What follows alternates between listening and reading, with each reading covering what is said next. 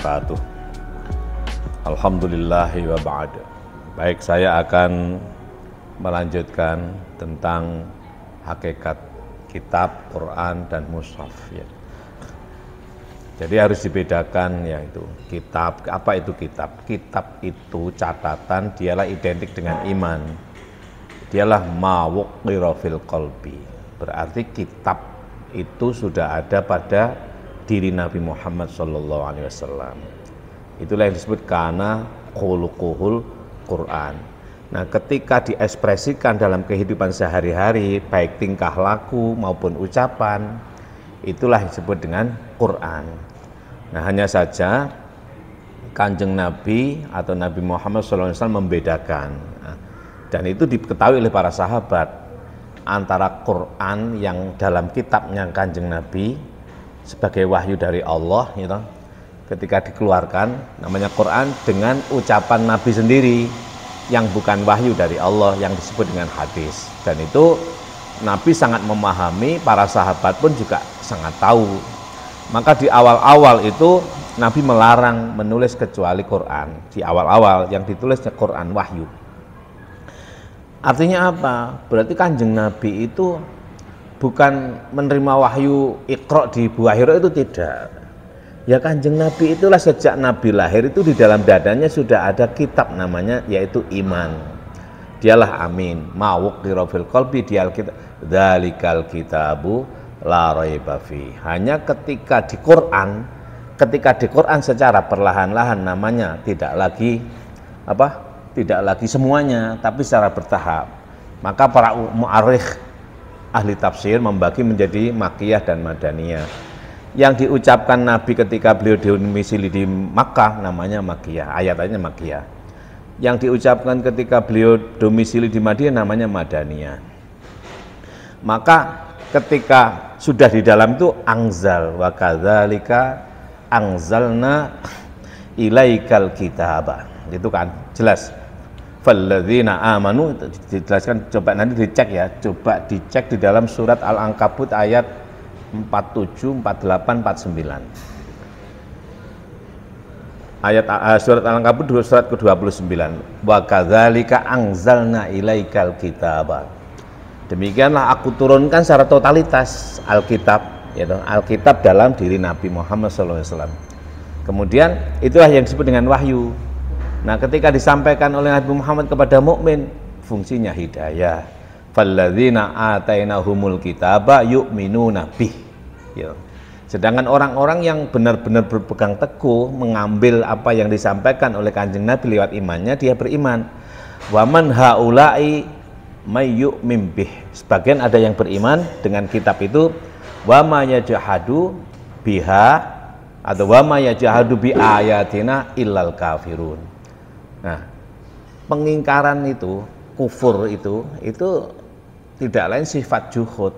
Artinya sebenarnya Quran yang ada dalam diri Nabi ketika disampaikan oleh Nabi kepada mukmin itu nggak bisa diingkari. Dia berupa iman. Artinya imanmu itu ada.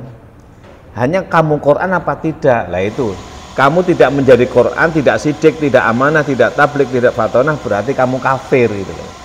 Maka ketika kamu mengkafiri catatan imanmu, itu berarti kamu juhud namanya. Ya, Kanjeng Nabi sendiri juga ini bahkan dijelaskan oleh Allah, berikan wa ma kunta tatslu min qablih. Ya toh, wa ma kunta tatslu min qablih min kitabin wala tahudduhu biyaminik idan lartabal mubtilun.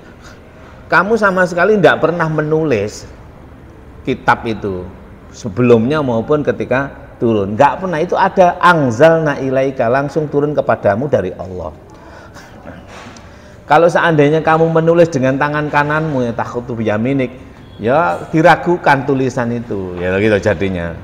Bal huwa ayatun bayyinatun fi suduril ladzina utul ilma wa ma yajhadu bi ayatina ila zalimun. Ini diulang lagi. Bahkan wujudnya kitab disebut dengan kitab Allah, ya. Kemudian kitab Allah ada pada diri Muhammad, turun kepada kita. ketika disikapi menjadi sunnah, yaitu sunnah itu apa? Sidik, amanah, tabligh, fatonah. Kitab Allah yang dalam dadamu itu mbok sidiki apa ora, mbok amanahi apa ora, mbok jujuri apa ora, mbok cerdasi untuk dilakukan secara takwa apa enggak. Nah, itu namanya sunnah. Gitu. Wujudnya bal huwa ayatun bayyinatun fi suduril ladzina utul ilma wa ma yajhadu bi ayatina illa zalimun. Bahkan Quran bukan kitab. Kitab itu ada berupa fenomena ayat nyata dalam dadamu. Wujudnya ilmu. Ya, ilmu itu artinya tahu, berarti identik dengan iman. Ya. Tahu apa yang ditahu oleh ilmu itu benar, identik dengan sidik. Gitu. Apa yang diketahui oleh ilmu itu benar dalam dadamu. Maka kalau kamu ingin mengetahui dirimu itu percaya apa enggak dengan imanmu, ya dirimu tahu itu. Siapa yang tahu itu? Ilmu. Nah, nggak usah tanya, oh, aku ingkar pada Quran ini. Aku ingkar pada Quran, ingkar kitab, artinya kamu tidak Quran. Maka yang disebut dengan Quran itu terbacanya lesan. Quran itu identik dengan sunnah Rasul, ya, terbacanya kemudian dipraktekkan. Nek kitab itu totalitas ada dalam diri kita. Maka yang disuruh iqra kitabak. Kalau kita bahasakan, sunnahkan kitab itu. Qurankan kitab itu. Apa maksudnya? Sidikkan, amanahkan, tabligkan, fatonahkan. Iqra kitabak kafa binafsikal yauma 'alaika hasiba. Itu dalam surat Al-Isra surat ke-17 ayat 14. Quranmu apa? Qurankan kitabmu yang dalam dadamu itu. Itu cukup menjadi hisab atas dirimu. Qurankan di sini berarti sidikkan, amanahkan, tabligkan, fatonahkan. Berarti sunnah itu ada dalam dirimu, kitab itu ada dalam dirimu. Maka Kanjeng Nabi dulu pernah mengatakan, taraktu fikum amroini intamasaktum bihima lan tadillu abada, kitab Allah wa sunnata rasulihi. Aku tinggalkan dua perkara kepadamu, ya.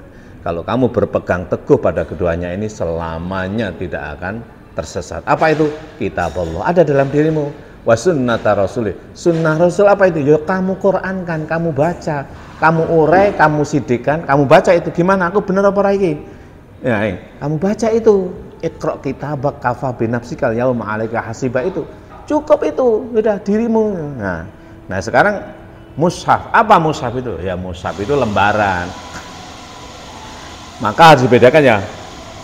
Ya kitab dalam dadamu, Quran ketika kamu merasakan, kamu mengilmui, kamu mengamani dan lain sebagainya, itu Quran.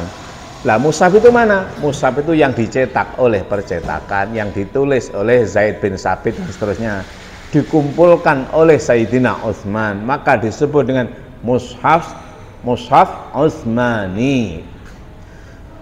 Sayyidina Utsman khalifah ketiga mengumpulkannya dari berbagai catatan atau tulisan yang ditulis oleh istri Nabi, yaitu Sayyidah Hafsah.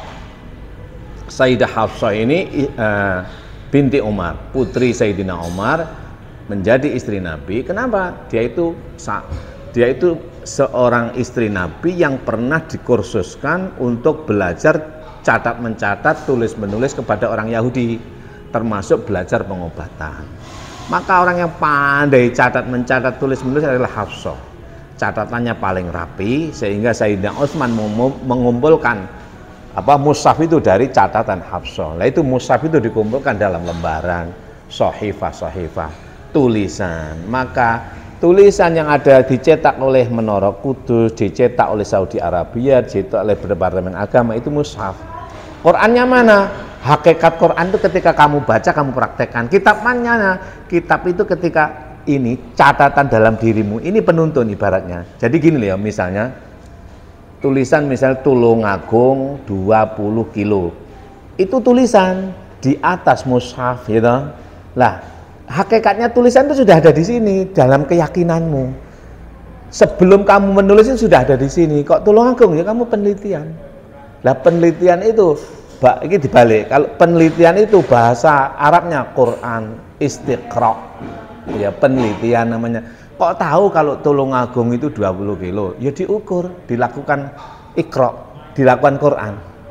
Maka istiqraiyah itu melakukan satu ini namanya apa induktif atau deduktif atau istimbatiyah, istimbatiyah, istiqro'iyah, itu metode deduktif induktif. Jadi setelah mengukur dan lain sebagainya lalu dikumpulkan di iqra, itu namanya setelah di iqra di Quran lalu di istimbat, setelah di istimbat baru di mushaf ditulis. Nah gitu loh. Jadi tidak lain yang disebut dengan kitab itu dalam dirimu, yang disebut dengan Quran adalah imanmu ketika sidik, amanah, tabligh, fatonah terhadap kitab itu. Yang disebut dengan mushaf, tulisan di luar dirimu. Maka sebenarnya seandainya pun mushaf itu dibakar oleh orang-orang itu, ya Quran yang ada dalam dadamu nggak akan terbakar. Kitab yang ada dalam dadamu nggak akan selamanya hilang. Selama kamu masih hidup, selama kamu masih punya nafas, maka kitab Quran, kitab Allah, sunnah terus ada dalam dadamu. Nah, nyantai saja. Nah itu terus fungsinya apa itu? Fungsinya mushaf itu ya untuk menuntun ya. Kalau kita mau, kan kita seandainya kita sudah tahu Tulungagung dengan jalan yang sudah hafal, apa perlu kita tidak membaca itu? Enggak perlu, udah jalan aja. Artinya kalau kamu sudah menguasai kitab Quranmu itu, kamu enggak perlu golek mushaf asli nih ngono. Kalau kamu sudah tahu arah Surabaya, hafal ya, Surabaya itu kamu hafal, jalannya lanyah sekali, tempat yang kamu tuju lanyah sekali. Apa memerlukan kamu itu Surabaya 85 kilo tunjuk arah ke utara golek, enggak perlu.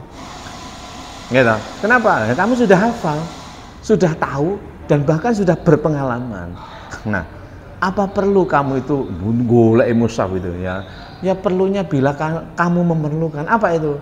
Ya kamu yang di sini mungkin masih ragu. Nah, kalau di sini ragu, maka itu membantu keyakinan untuk kembali, untuk menghilangkan keraguan. Saya kira begitu ya, hakikat kitab, hakikat Quran, dan hakikat mushaf. Mudah-mudahan ada guna dan faedahnya. Terima kasih. Wa'alaikum minkum wallahul muwaffiq ila aqwamit thoriq. Assalamualaikum warahmatullahi wabarakatuh.